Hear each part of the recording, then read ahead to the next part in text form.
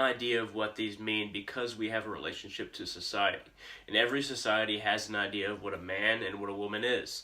At least the idea of a man and a woman. Not necessarily the literal physical nature of the man and a woman, but the idea, the different concepts that are attached to these ideas. Now, when we think of a man, just let's say in the United States of America, a man is somebody who provides for his family. That's the stereotype, and all of these are stereotypes that I'm about to mention, descriptive concepts. One who is able to defend his family, one who eats meat, who is able to play sports, who is strong, who is able to fix his own car or his own house, at least on some level and some magnitude. A man is able to examine his children's problems and address them as a man. Say, okay, this is how you treat people, or this is why you need to get good grades, because if you don't do this, if you don't advance yourself in this way along the path that I took, then you will not be able to become the adult that I am. Don't you want to be like me? And that kind of coalesces with both the male and female aspect. And here are a few descriptive terms or descriptive analysis that have to do with a woman. A woman basically keeps the home clean. This is very stereotypical when it comes to the United States, but these are some ideas that I will later run with, and they've changed over time for sure. But the stereotype is a woman keeps the home clean. She's the one who takes care of the family. She is the one who basically cooks, is the one who makes sure that the children are in the proper place at the proper time. She makes sure that the man is happy. And she is also willing and able to basically care for herself in a constant manner that is within the home. Not necessarily as far as pay goes, as far as providing for the funding that the home needs, but basically caring for her own body. Now, all of these stereotypes have been basically perpetuated by nationalism. When we started to think of ourselves as nations, when we started to think of ourselves as nations that are composed of people that can earn money, that can attribute to the industrialization that accompanied nations in the early 19th, 20th century, then we started to basically have these categories that women fell into and men fell into. Now, to a certain degree, men and women have always fell into these categories, but with the advancement of industrialization, we started to see a constant idea of a worker being perpetuated in a certain way. Working in a factory, working with his hands, being able to repair things, and always looking for a promotion. Not necessarily owning his own factory or farm or owning his own business, but working for a promotion in and among the workforce. And then once the workforce was developed, then it started to actually affect the nature of the home. And like I said, a man tries to get a promotion. That's his job, and he tries to eventually get as many benefits as possible for his family. But early on, this wasn't the case. It was more about just trying to earn enough money for him and his family to feed themselves. And that's where the family really was stifled, because all the other issues when it comes to children's education, when it comes to the health of their children and the female and the male of the family, that was all thrown by the wayside when it came to industrialization, because they had to develop that capacity to earn, that capacity to pay for everything that was necessary in order to just basically survive. But as things developed, as we developed into the 20th century, we started to find that people became multitaskers.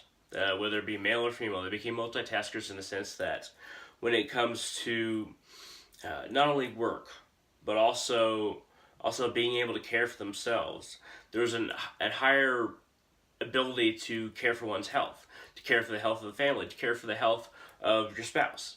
And once this developed, we moved forward, then there became an ability for the children to be sent to school, to good schools, to actually care for their education.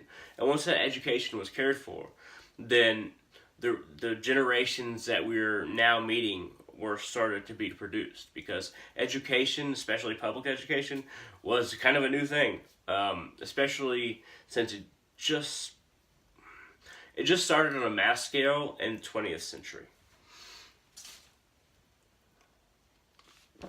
Now, in the 1800s, it did exist, but in the 20th century is when it really took off for the United States of America, anyway. Now, the idea of what a man and a woman is very much tied into these ideas of nationalism that develop based on human culture developing over time. Now, as human culture developed over time in the United States, we find that every single facet is affected by not necessarily the ideology of, either even a religion or the family that has always existed from tribalism. It is based on productivity. Now, the idea of the family in relation to productivity, which is what we find nowadays, brings about the idea of a personal relationship to the state, to the state's ability to produce goods, to produce resources, GDP, if you will.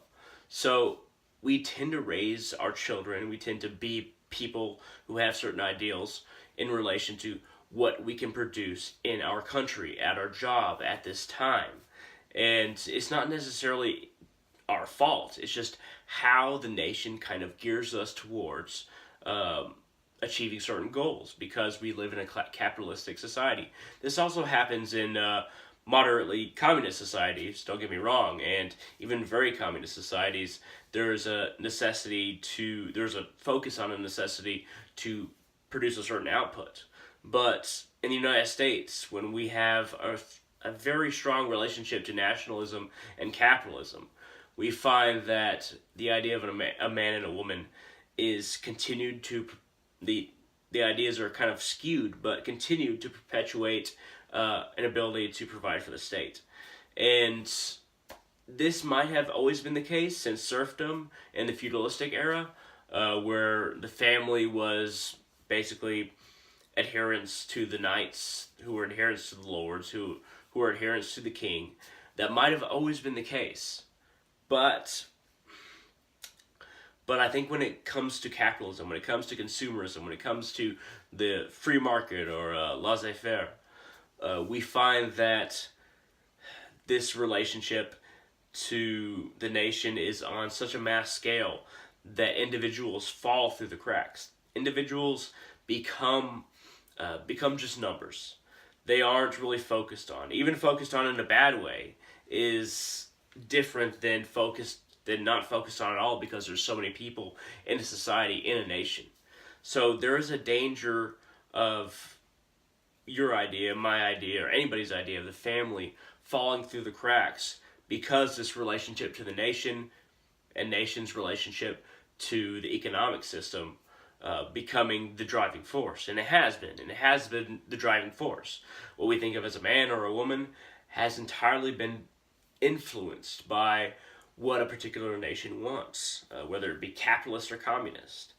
So I would highly recommend that you think very carefully on what it is to be a man or a woman, because what has been imprinted on us since we were born, basically everybody in my generation and the generation just before mine, is that a man provides for his family by working.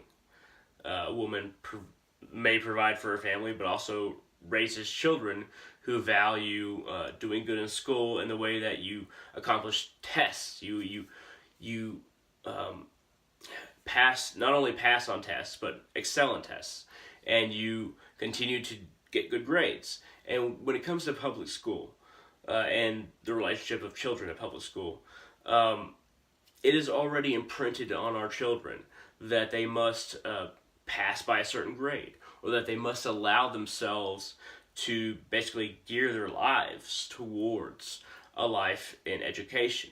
But the education is always related to the ability to pass certain skills that will be useful in the workforce. Not necessarily spiritually useful, not necessarily survivalist useful, not necessarily cosmic useful. These are terms that are unrelated to the subject, but I'm just throwing them out there.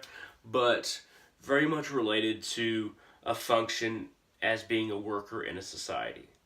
So consider that, and consider your own place as far as your own self-evaluation and the evaluation of your peer and your children in order to examine the grander idea of a society and if you're being pushed towards something that you don't want to be pushed towards. But hey, thank you very much for watching. This has been a rant, no doubt. This has been probably one of the most random rants that I've had in a while, but this has been a rant about being a man, being a woman. And I hope some of it was interesting. If it was, feel free to hit that thumbs up down there. If it wasn't, if I just sound crazy, hit that thumbs down. And if you have any questions, if you have any comments related to how you agree or disagree, shoot it down in the comment section below. But I will see all of you in the future. And just consider yourselves brothers and sisters. This matters to not only me, but to you, I'm sure. Y'all have a great day.